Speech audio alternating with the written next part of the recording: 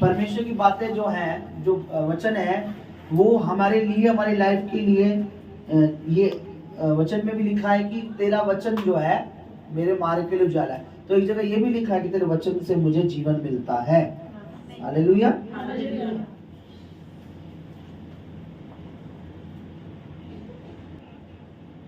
जब भी प्रभु यीशु मसीह ने लोगों से बात की, ज्यादातर आप देखोगे दृष्टांत है, उदाहरण दिया, एग्जाम्पल दिया, है ना। एग्जाम्पल समझते हो ना, उदाहरण। तो डायरेक्ट नहीं समझाते थे, बात करने से पहले कुछ उदाहरण दे देते थे। कुछ भी, जैसे खेत का उदाहरण, बीज का उदाहरण, पेड़ का उदाहरण, कुछ भी एक उदाहरण ऐसे एग्जाम्पल दे देते थे, ताकि बहुत से होते थे कि ये क्या कह रहे हैं प्रभु, समझ नहीं आ रहा। ऐसे ही एक दिन प्रभु एक पर्व में थे, और पर्व के जब उस समय का वो पर्व पूरा हुआ, त्योहार पूरा हुआ, तो बाइबल बताती है पर्व के अंतिम दिन में यीशु मसीह ने घोषणा की। देखिए क्या लिखा है यूहन्ना रचित सुसमाचार,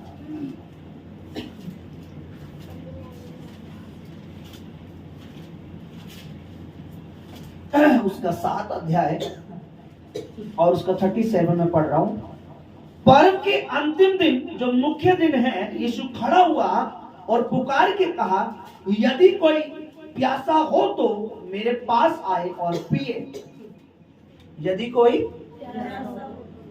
जॉन चैप्टर 7 वर्स 37, यूहन्ना की अंजील उसका 7 बाब और उसकी 37 आयत, है ना। पर्व के अंतिम दिन, मुख्य दिन के यीशु खड़ा हुआ और खड़े होकर क्या पुकार के कहा, यदि कोई प्यासा हो तो मेरे पास आए और क्या करे, क्या करे, जो मुझ पर विश्वास करेगा, जैसे कि पवित्र शास्त्र यानी परमेश्वर के वचन में आया है, उसके हृदय यानी उसके हार्ट से जीवन के जल की नदियां बह निकलेंगी। उसके दिल से, उसके हार्ट से जीवन के जल की नदियां बह निकलेंगी।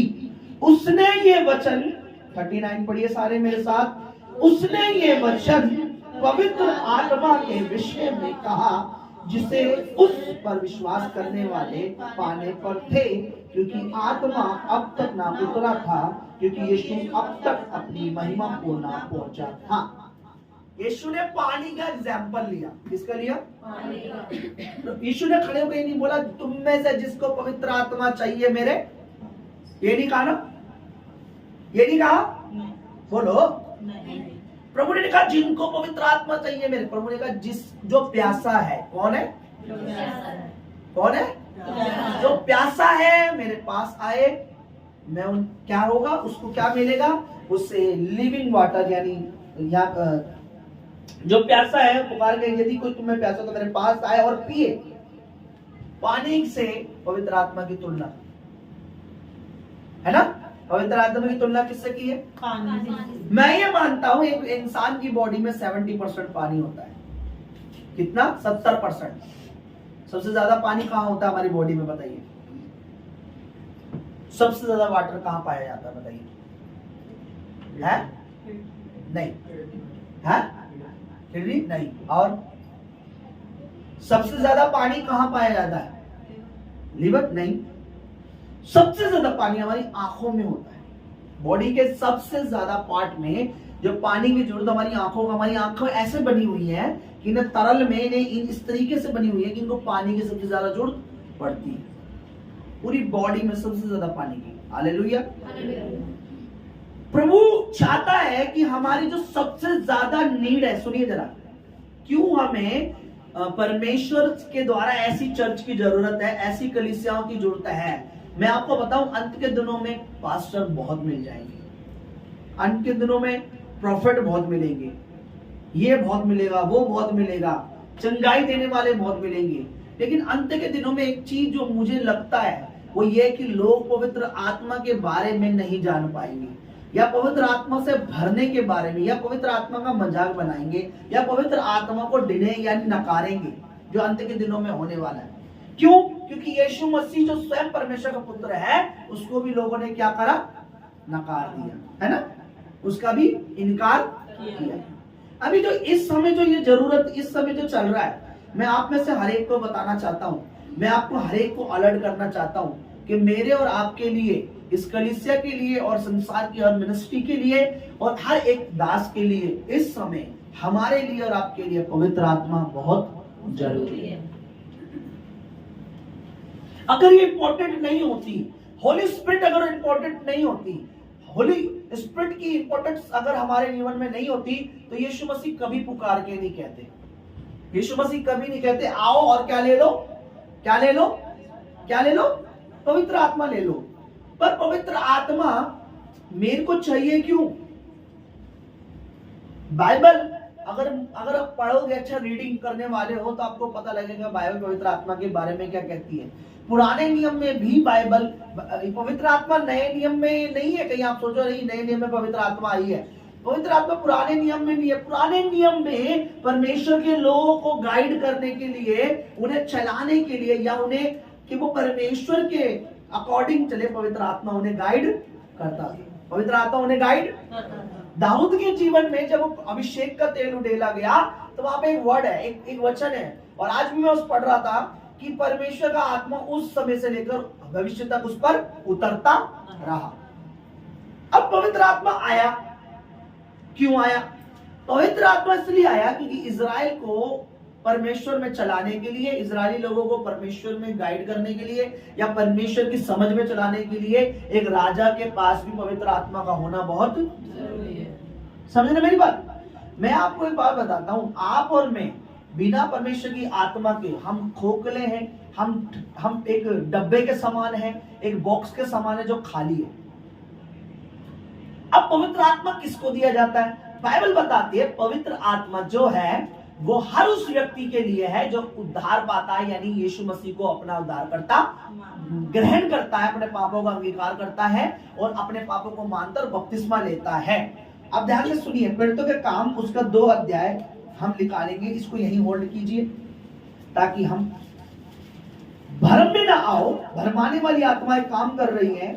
चर्च खेलने का समय नहीं रहा कि आप एक पाला इस चर्च में, दूसरा पाला उस चर्च में, या एक टांग इस चर्च में या दूसरी टांग उस चर्च में। ये समय नहीं रहा, ये समय है कि हम होली स्पिरिट में, आत्मा में, परमेश्वर की आत्मिक चीजों में बढ़े। हालेलुया।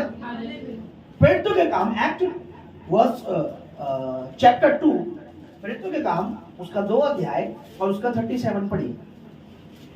तब सुनने वालों के हृदय छिद गए और वे पतरस और शेष प्रेरितों से पूछने लगे, हे भाइयों हम क्या करें? पतरस ने उससे कहा, मन फिराओ, तुम में से हर एक अपने अपने पापों की क्षमा के लिए यीशु मसीह के नाम से बपतिस्मा ले, तो तुम क्या पाओगे? पवित्र आत्मा का गिफ्ट पाओगे। क्या पाओगे? पवित्र आत्मा। यह दान है, एक्चुअली में दान रॉन्ग वर्ड है, दान नहीं है, इंग्लिश में गिफ्ट है। दान अलग होता है, गिफ्ट अलग होता है। Hallelujah, hallelujah. तुम पवित्र आत्मा का क्या पाओगे? पर यह पवित्र आत्मा नहीं पाओगे, गिफ्ट मिलेगा। क्या मिलेगा?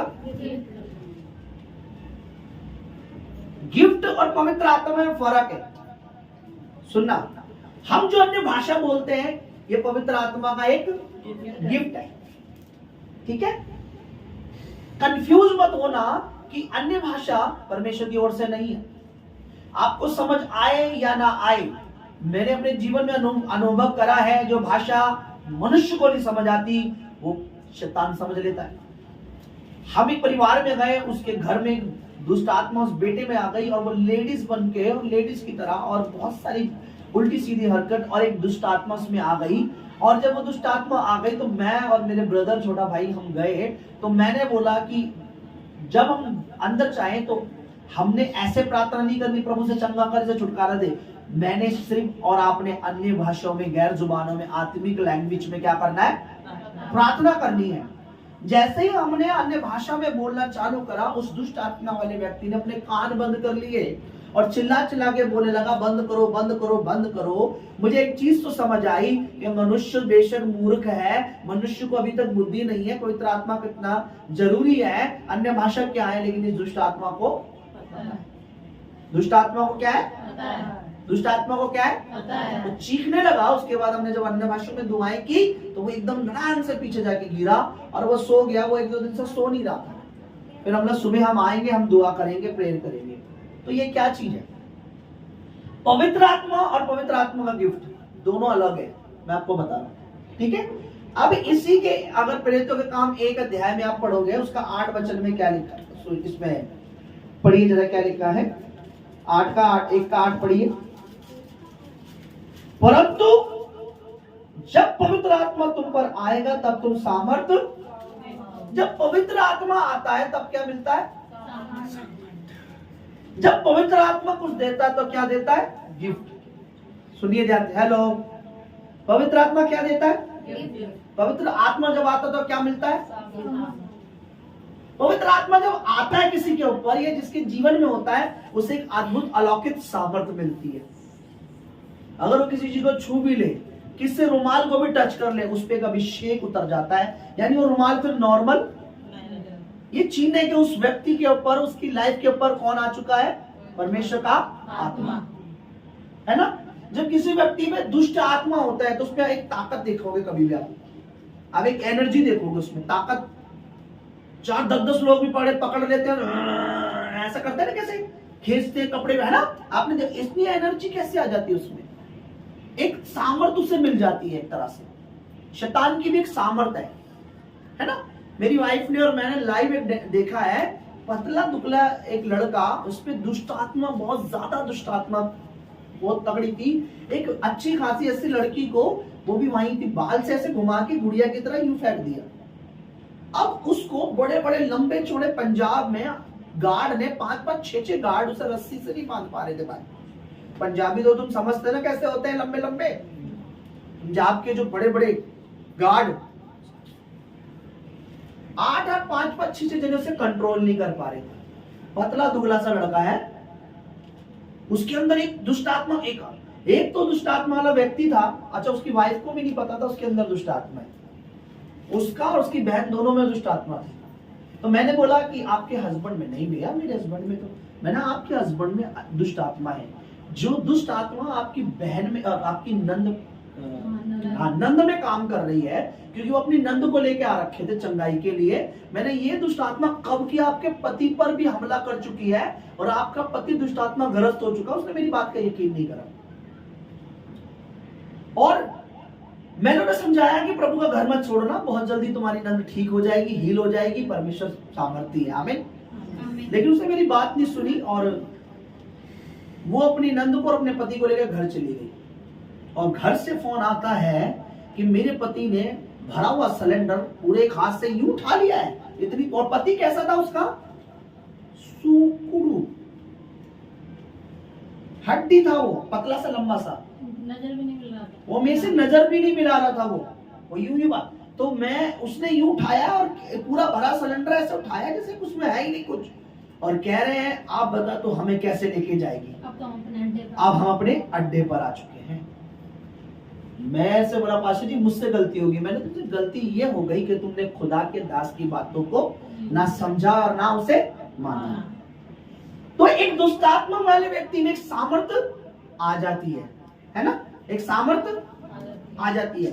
तो जब एक पवित्र आत्मा वाला व्यक्ति जब पवित्र आत्मा से भर जाता है या पवित्र आत्मा उसमें होता है, तो उसमें भी एक सामर्थ्य आ जाता है। तो अब देखिए, पहले वचन में हमने पढ़ा कि जब तुम पे पहले हमने पढ़ा कि तुम पापों का अंगीकार करोगे, बपतिस्मा लोगे, तो क्या होगा? तुम्हें क्या मिलेगा? सुन नहीं रहे सब लोग, ध्यान नहीं। जब तुम विश्वास करोगे, बपतिस्मा लोगे, तुम पे क्या आएगा? नहीं, हाँ, तुम्हें क्या मिलेगा? पवित्र आत्मा की ओर से तुम्हें क्या मिलेगा? क्या मिलेगा? गिफ्ट। गिफ्ट क्या है पवित्र आत्मा का ना? गिफ्ट है अन्य भाषाएं, वो गिफ्ट है पवित्र आत्मा का, वो एक तोहफा है पवित्र आत्मा का कि तुमने प्रभु को ग्रहण करा, अब मैं तुम्हें कुछ अच्छी चीज देता हूं, अब इसको यूज करो और आत्मा में बढ़ो, ठीक है। पर जब पवित्र आत्मा आता है तो उन्हें क्या मिलती है? क्या मिलती है? सामर्थ्य मिलती है। हालेलुया। ये दोनों चीजें अगर जब आप समझोगे तो आपको पता लगेगा सामर्थ्य, जिस पर जो सामर्थ्य, देखिए यीशु ने कहा परमेश्वर का आत्मा मुझ पर है कि उसने मुझे क्या करा है, गरीबों को, बीमारों को चंगा करने के लिए। चंगाई के लिए क्या चीज की जरूरत पड़ती है? परमेश्वर की सामर्थ्य की जरूरत पड़ती है। हालेलुया। तो प्रभु पे आत्मा उतरा नहीं था, परमेश्वर में था। प्रभु की आत्मा जब यरदन नदी पे प्रभु में उतरा, उसमें आ गया था, उसमें था, तो वो चंगाई करते थे। हालेलुया। पवित्र आत्मा का गिफ्ट मुझे 2010 या 11 में मिला, लेकिन परमेश्वर की आत्मा से परिपूर्ण होना मुझे 2022 में पता लगा कि परमेश्वर की आत्मा जब किसी पे आता है तो क्या क्या उसमें चिन्ह होते हैं। क्या लिखा है? परंतु जब पवित्र आत्मा तुम पर आएगा तब तुम क्या पाओगे? सामर्थ्य पाओगे। क्या पाओगे? तुम्हें पवित्र आत्मा आ गया कैसे पता लगेगा? मुझे कैसे पता लगा कि आज मुझ पर पवित्र आत्मा आ गया है? क्योंकि जब सामर्थ्य मुझ पे आई तो मैंने देखा कि भाई कुछ तो नहीं, कुछ अलग हो रहा है, अलौकिक हो रहा है, अद्भुत हो रहा है मेरे साथ। मेरे वस्त्रों में कुछ हो रहा है, मेरे बोलने से कुछ हो रहा है, मेरे हाथ रखने से कुछ हो रहा है, मैं खड़ा हो रहा हूं, मैं बीच में पब्लिक में चल रहा हूं तो कुछ हो रहा है। ये मुझे पता लगा कि पवित्र आत्मा ने मुझे पूरी तरह से पवित्र परमेश्वर का आत्मा मेरे ऊपर है। ठीक है। लेकिन जब अन्य भाषा थी तब नहीं था ऐसा। ठीक है। अन्य भाषा पवित्र आत्मा का गिफ्ट है। क्या है? दोबारा से पढ़िए प्रेरितों के काम उसका 2 का 37 पढ़िए। तब सुनने वालों का हृदय छिद गया और वे पतरस और शेष प्रेरितों से उन्होंने पतरस से पूछा और अलग और प्रभु के दासों से पूछा, हे भाइयों, हम क्या करें? पतरस ने कहा, मन फिराओ। पहला तुम्हें अपने मन को बदलना है।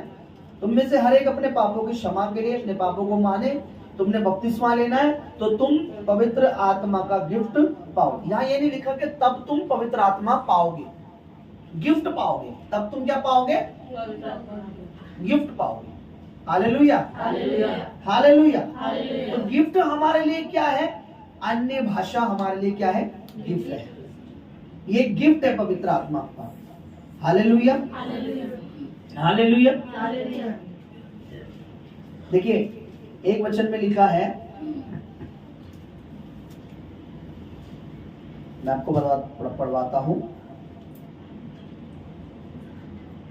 कि पतरस और यूहन्ना एक जगह गए और वहां पर वो क्या कर रहे थे? परमेश्वर का वचन प्रचार कर रहे थे। अन्य जाति यानी यहूदी जाति से अलग जो भी जाति उसे अन्य जाति कहा जाता है।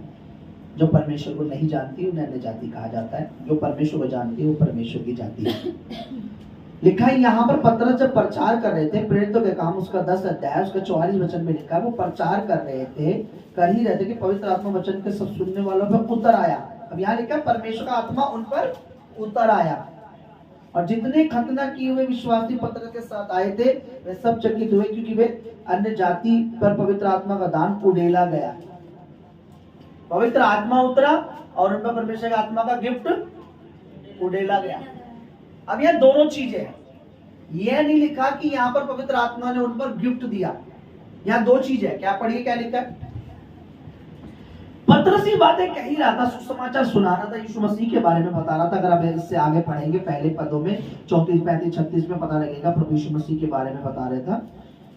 पतरस ये बातें कह ही रहा था कि पवित्र आत्मा वचन के सब सुनने वालों पर उतर आया। वचन सुन रहे थे ये लोग, इन पे क्या उतर आया? इन पे क्या उतर आया?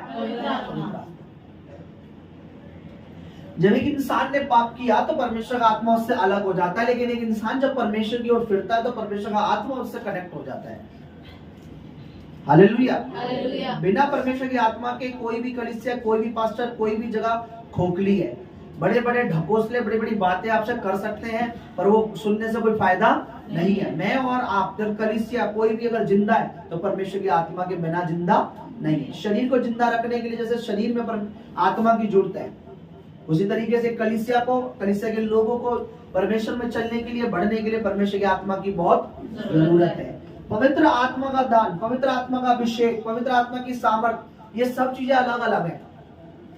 ये नहीं कि आपको अभिषेक मिला तो सामर्थ्य भी मिल गई, ये नहीं कि आपको अन्य भाषा मिल गई तो पवित्र आत्मा नहीं। कई लोगों को लगता है अन्य भाषा में बोल रहा हूँ तो मैं पवित्र आत्मा है मेरे अंदर।